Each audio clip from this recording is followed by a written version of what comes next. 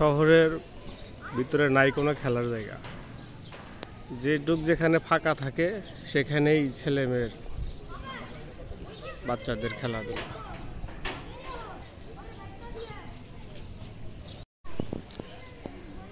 কিছু লাল শাক লাগাইছিলাম, পালং শাক, এরপর কলা গাছ কিছু লাগাইছিলাম,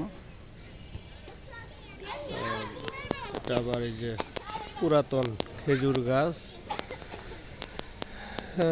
শাকসবজিগুলো ভালোই হয়েছে, কোনো কীটনাশক দিয়ে নাই,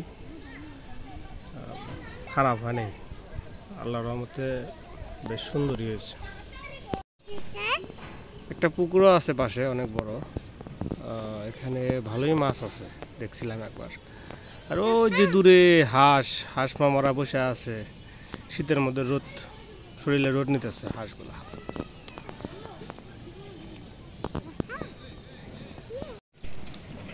ছাগলও আছে কিছু, এখানেও আছে, এ পাশেও বেশ কিছু ছাগল।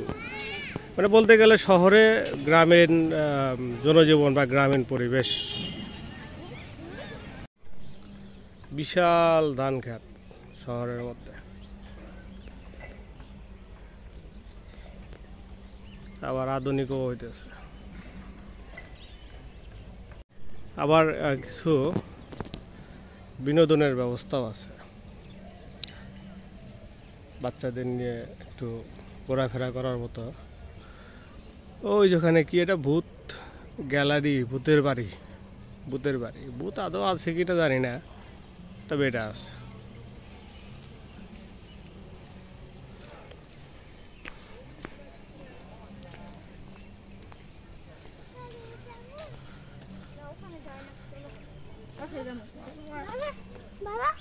বিস্তৃত ধান ক্ষেত শহরের ভিতরেই।